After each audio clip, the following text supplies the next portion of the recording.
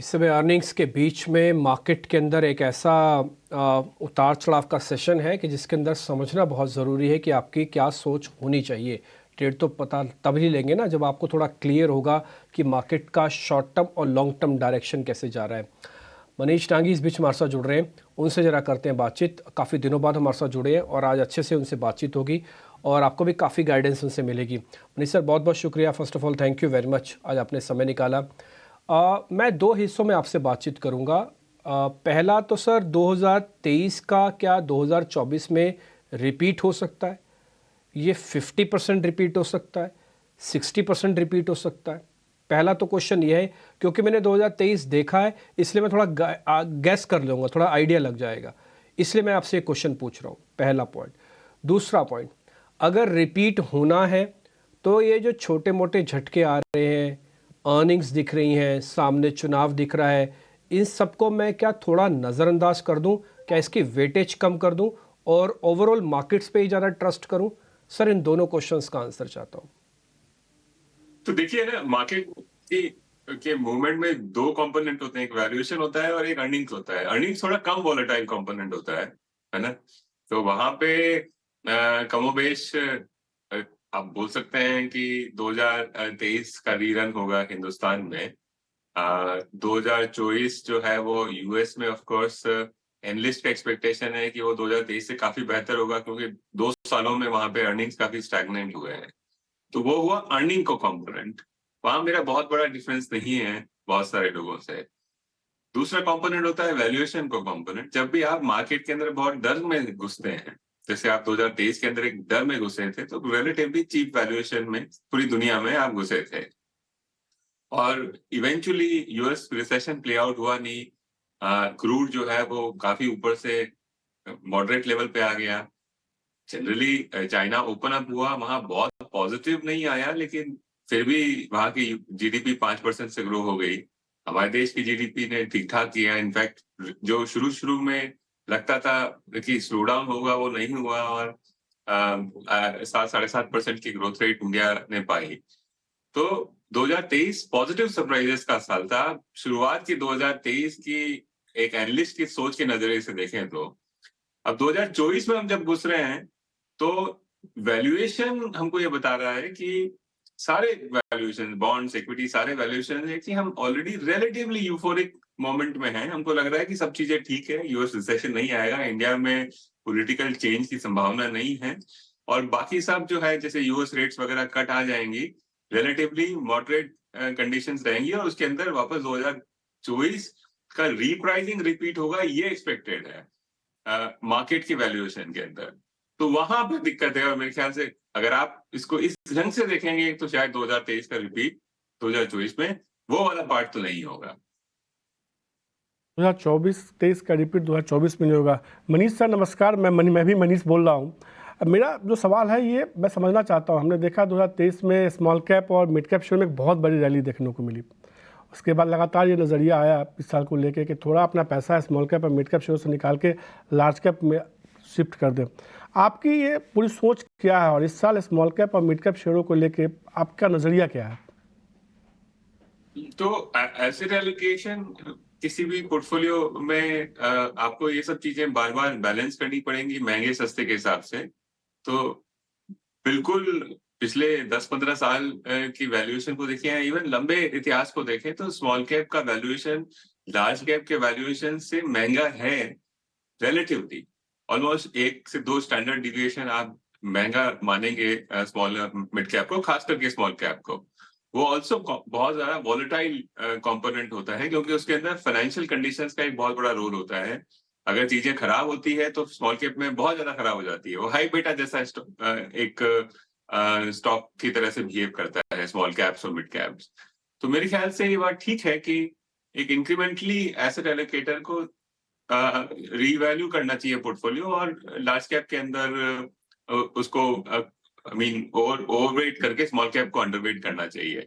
Generally asset allocation के लिए थोड़ा बहुत फिक्स्ड इनकम को थोड़ा ऐड करना चाहिए, क्योंकि 10 साल का बॉन्ड अभी भी 7.25 पे हिंदुस्तान में अगर मिल रहा है तो वो शायद वहां पे पैसे बनेंगे।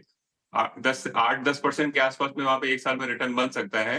मोटा मोटी उतना ही रिटर्न इक्विटी में भी बनेगा। तो एसेट एलोकेशन के पॉइंट ऑफ व्यू से आपका मानना ठीक है कि स्मॉल कैप को अंडरवेट करके लार्ज कैप और ओवरऑल इक्विटी को थोड़ा बहुत अंडरवेट करके लॉन्ग बॉन्ड्स को ऐड करना चाहिए। मनीष, हम धीरे धीरे करके आपसे सारे पॉइंट्स पता करते जा रहे हैं। जैसे मैंने ओवरऑल मार्केट का पता किया, तो मेरे सहयोगी मनीष ने आपसे थोड़ा एसेट एलोकेशन के बारे में पता किया। मैं एक नॉच और नीचे उतरता हूँ, एक स्टेप और नीचे आता हूँ। अब मैं थोड़ा थीम पे और सेक्टर्स पे आता हूँ। सर, चर्निंग तो होगी, ये बात हम समझते हैं, लेकिन चर्निंग कहाँ पे पॉजिटिव होगी और कहाँ पे नेगेटिव होगी, इसका थोड़ा हमको आइडिया नहीं है। इसमें हमारी हेल्प कीजिए कि पॉजिटिव चर्निंग कहाँ पे हो सकती है और नेगेटिव चर्निंग कहाँ पे हो सकती है। तो देखिए, हिंदुस्तान के माइक्रो थीम को लेकर के अगर सोचें तो एक रूरल इकोनॉमी जो है वो काफी स्ट्रगल करी है। टू व्हीलर को देखें, स्टेबल्स को देखें, जो भी मास वॉल्यूम वाले बिजनेसेस हैं वहां पे काफी स्ट्रगल हुआ है, क्योंकि जैसा आप सभी को पता है कि हिंदुस्तान में 2-3 सालों में थोड़ा के शेप रिकवरी आया है, जिसमें जो ऊपर का तबका है वो बहुत अच्छा किया है और जो सबसे नीचे का तबका है वो इतना अच्छा नहीं किया है। तो अगर आपको इस ट्रेड को प्ले करना है कि अपना देश जो है वो रिलेटिवली स्ट्रेंथ से स्ट्रेंथ में जा रहा है, तो इसकी उम्मीद लगानी चाहिए कि जो नीचे का तबका है वो भी अब रिलेटिवली बेटर करेगा। तो एक सोच ये है। दूसरा ये कि ऑफ कोर्स अब बजट आ रहा है और बजट में भी हालांकि बहुत बड़े ट्वीक्स हो नहीं सकते, लेकिन किसान स्कीम से लेकर के कुछ होगा। ऑल्सो कहीं पे जो लोअर मिडिल हाउसिंग को लेकर के कुछ न कुछ इंसेंटिव्स, ग्रेट इंसेंटिव्स आएंगे। उसकी वजह से भी एक जो छोटा, जो बॉटम क्वार्टाइल या मीडियन से नीचे का जो हिंदुस्तानी है, वहां पे कुछ फायदा पहुंचेगा। जनरली जो ट्रिकल डाउन इकोनॉमी है, क्योंकि 2-3 सालों से जो टॉप क्वार्टाइल लोगों ने बहुत अच्छा किया है, तो वो भी नीचे पहुंचेगी उनकी ग्रोथ। तो इन सब के चलते मेरे ख्याल से जो नीचे का वॉल्यूम बिजनेस है, जिसका लॉन्ग टर्म मेरे को बहुत पॉजिटिव नहीं है व्यू, लेकिन अगर एक मैं फंड मैनेजर के तौर पे सोचता हूँ कि मेरे को अगर रोटेट करना है, तो जो इन सारे बिजनेसेस के अंदर मैं उसको रोटेट करूंगा। जैसे कार से टू व्हीलर वाला बिजनेस, अर्बन से रूरल वाला बिजनेस के अंदर मैं रोटेट बैक करूंगा मार्केट्स में। सेक्टर के पॉइंट ऑफ व्यू से देखेंगे तो मोटा मोटी वही 2 बड़े सेक्टर जो मेरे ख्याल से ठीक ठाक करेंगे, जो रेट्स की प्रॉक्सी हैं। टेक, क्योंकि हाई ड्यूरेशन एसेट होता है, तो मेरे ख्याल से वो अच्छा करता रहेगा। हिंदुस्तान का टेक जो है एआई से बहुत बड़ा बेनिफिशियरी होने वाला है, तो मेरे ख्याल से वो रिलेटिवली बहुत अच्छा करेगा।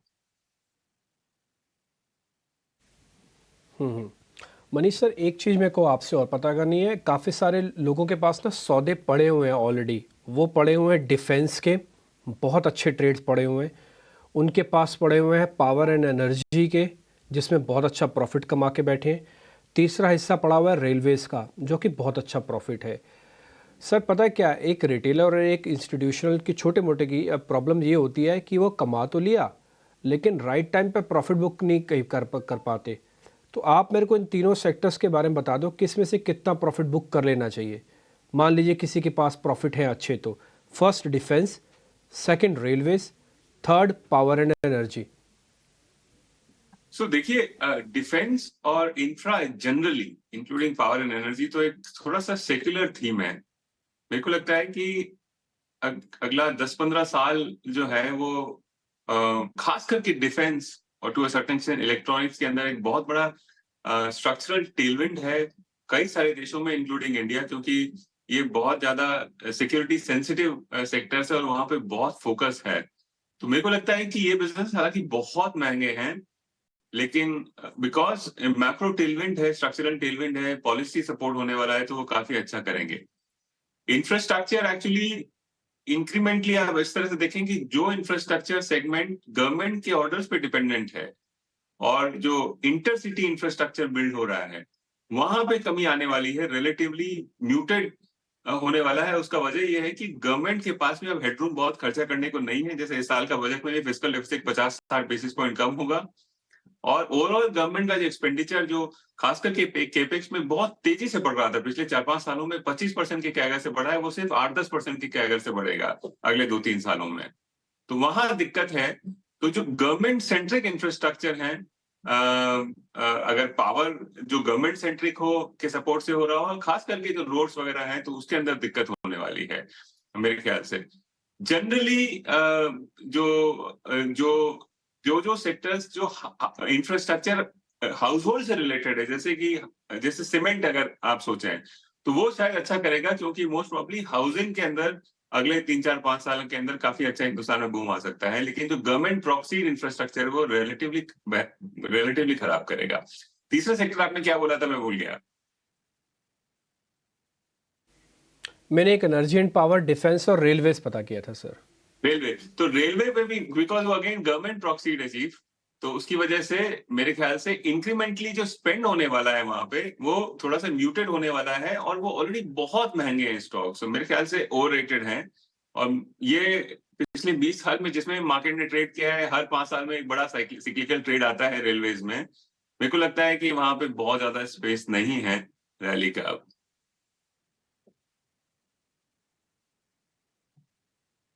बस एक लास्ट क्वेश्चन मेरा, मैं इसमें थोड़ा आपको हाइपोथेसिस के हिसाब से पूछ रहा हूँ।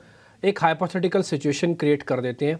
मान लीजिए यही गवर्नमेंट सीधी की सीधी रिपीट हो जाती है, यही देश के प्रधानमंत्री वापस रिपीट होते हैं, तो आपको लगता है कि अगर ऐसा होता है तो वो 2-4 काम ऐसे कौन से हो सकते हैं जो मार्केट पे अभी डिस्काउंटेड नहीं, अगर उन्होंने कर दिए तो बहुत स्पीड से ऊपर जाएगा या बहुत स्पीड से नीचे भी आएगा, हाँ, बोथ द बेसिस।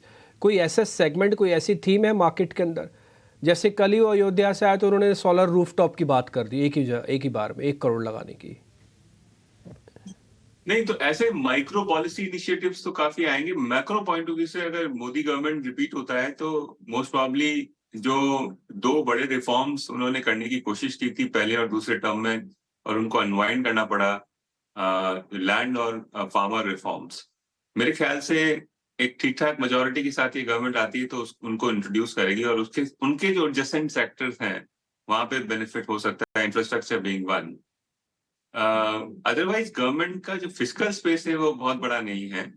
दूसरी गवर्नमेंट के आने से रिस्क बहुत ज्यादा है। इस गवर्नमेंट के रिटेन होने से मेरे ख्याल से जो डिफेंस और इलेक्ट्रॉनिक्स मैन्युफैक्चरिंग के ऊपर जो गवर्नमेंट ने पिवट किया है वहाँ ठीक ठाक सक्सेस मिला भी है, तो अगला 5 साल मेरे ख्याल से इन दोनों सेक्टर्स के लिए काफी अच्छा हो सकता है।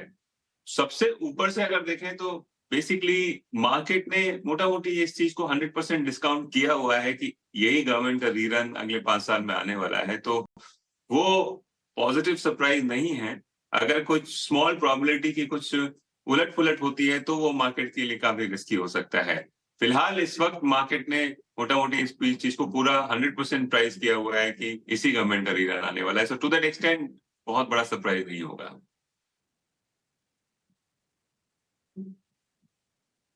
थैंक यू वेरी मच, बहुत बहुत शुक्रिया, आपने समय निकाला। हमने वही सारे क्वेश्चंस पूछे जो इस समय ट्रेडर्स और इन्वेस्टर्स के मन में चल रहे हैं। उम्मीद करते हैं जब अगली बार मुलाकात होगी तो कुछ और सवाल भी हमारी तरफ से आपसे पूछे जाएंगे सर। बहुत शुक्रिया sir, thank you very much आज समय निकालने के लिए।